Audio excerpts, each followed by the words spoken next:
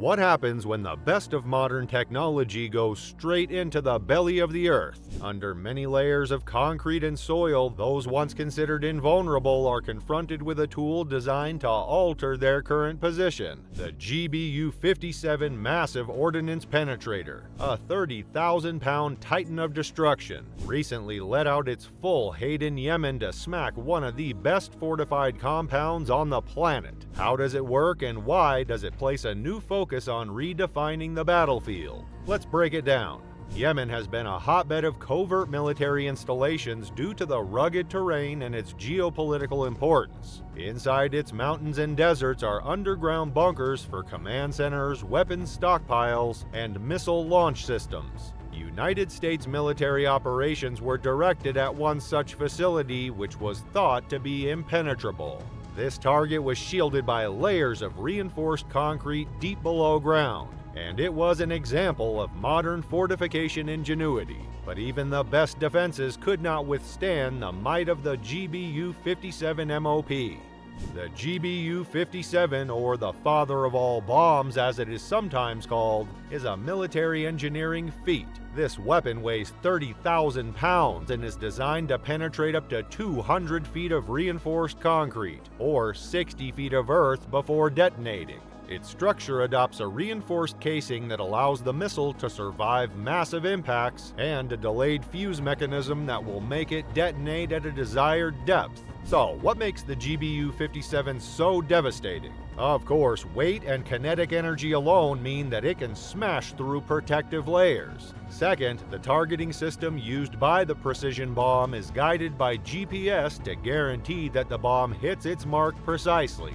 Once deployed, it's not a bomb, it's a force of nature, a hammer intended to punch through the most resilient of defenses. The platform to transport and deliver such a massive weapon has to be just as advanced. The B-2 Spirit stealth bomber enters. The GBU-57 is the only weapon that can be carried by this aircraft, which is often called a ghost in the sky. With stealth technology, it can't be detected on radar and is the perfect delivery system for high-stakes missions. The B-2 played a crucial role in the case of Yemen. The bomber acted from a secure base on a carefully planned mission. At high altitudes and using its stealth capabilities, it entered enemy airspace undetected. The GBU-57 was released at the right time, a perfect deadly drop.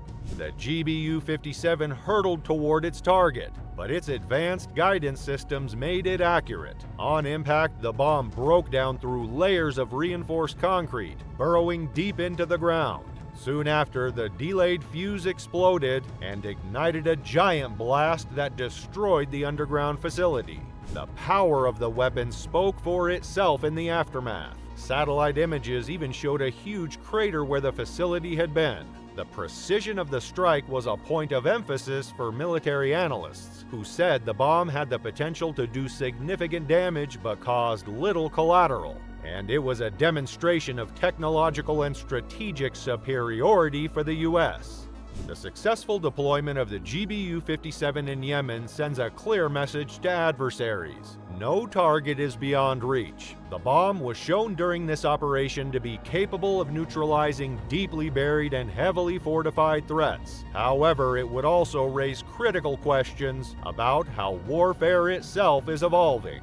But the price of developing and deploying such advanced weaponry is steep. The cost per unit for the GBU-57 is approximately $3.5 million, while the B-2 Spirit comes with equally staggering maintenance and operational costs. While each mission is a huge financial investment, proponents say the strategic benefits are worth the price. To put it in context, a single GBU-57 would cost as much to make as more than 130 of the smaller precision-guided bombs. Advocates say such cost must be paid to maintain a technological advantage in modern conflicts, but critics query whether such expenditures are required. The GBU-57's precision prevents a great deal of collateral damage, but it is so destructive that its use arouses ethical concerns. How do we strike the appropriate balance between the value of military objectives pursued against further unintended consequences? The strike in Yemen was surgical, but the psychological impact on surrounding communities cannot be shunned. These are operations that require careful planning and accountability to avoid aggravating humanitarian crises. This is the culmination of a long arc of bunker-busting technology. It's a sequel to World War II's Tallboy and Grand Slam bombs. As early weapons, they played a critical role in knocking down Nazi fortifications, highlighting the importance of attacking that which was underground. Advancements in materials, explosives, and guidance systems later caused the evolution of bunker busters in subsequent decades. The GBU-58, a 5,000-pound bomb capable of penetrating 20 feet of concrete, was first used during the Gulf War. The GBU-57 is the culmination of decades of innovation and takes this capability to levels unimagined before. The arms race with regard to penetration technology continues as adversaries put additional muscle into the construction of increasingly sophisticated fortifications. Bunker busters of the future will do even better. Hypersonic speeds, enhanced stealth, and next-generation targeting, all controlled by AI software.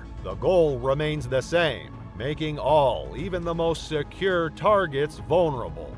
The GBU-57 is more than a weapon that destroys physical targets. It leaves a psychological footprint. Zeroing in on that realization can cause shifts in strategy and morale among adversaries. In the fear of an unstoppable weapon, deterrence is as powerful as destruction. This psychological part of it, however, cuts both ways. Such overwhelming force can feed anti-American sentiment and rally resistance to long-term objectives. This success in Yemen makes it clear that intelligence matters. Finding the precise place of the underground facility meant a fusion of surveillance technology, human intelligence, and data analysis. Advanced satellites, drones, and reconnaissance aircraft acted as mapping machines with great accuracy that confirmed the target specifications.